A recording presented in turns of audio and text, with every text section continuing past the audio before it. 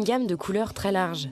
Version beige passe-partout ou orange pop, une matière nylon increvable, des détails en cuir. Comme son nom l'indique, le pliage se plie et se déplie. C'est ce qu'on appelle un indémodable. On sentait tout de suite quand même que c'était plus qu'un sac. Ça a été tout de suite un concept. La forme est iconique, il est très identifiable tout en étant très simple. Fondée en 1948 par Jean Casgrain, l'entreprise familiale Longchamp fabrique alors des pipes gainées de cuir. Et oui, on est loin de la maroquinerie de luxe que l'on connaît aujourd'hui.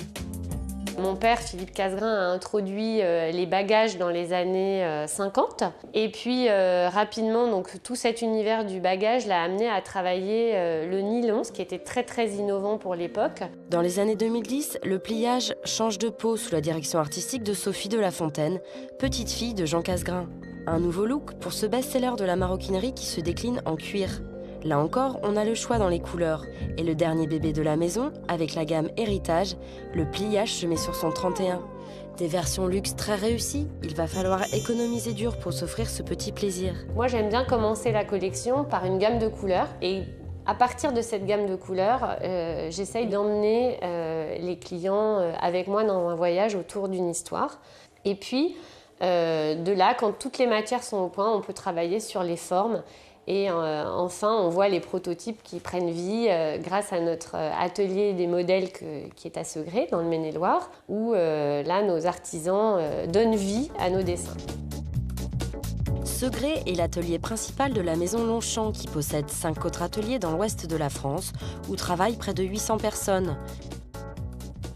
Ici, la variété et la précision des savoir-faire, la diversité des tâches sont impressionnantes.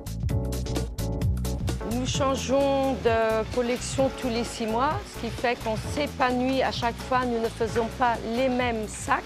Et le cuir, pour nous, s'habille, c'est une richesse, c'est très agréable à travailler.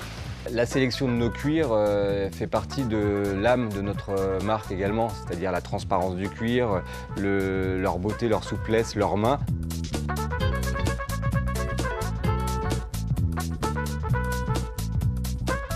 On fait aujourd'hui de l'artisanat industriel, c'est-à-dire qu'on compte sur le savoir-faire de nos maroquinières à tous les niveaux pour pouvoir fabriquer des sacs de haut de gamme.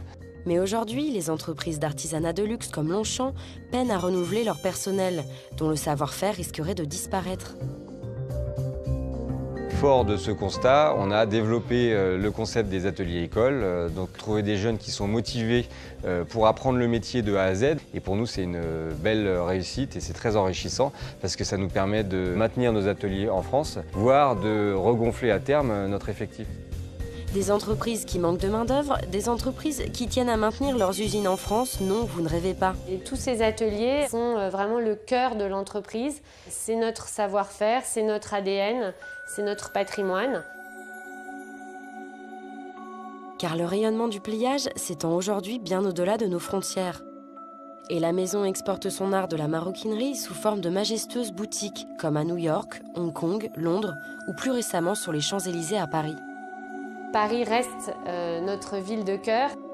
On peut vraiment exprimer ce qu'est la marque aujourd'hui dans cette boutique des Champs-Élysées. Un sac qui fait le tour du monde et qui a le don de se métamorphoser.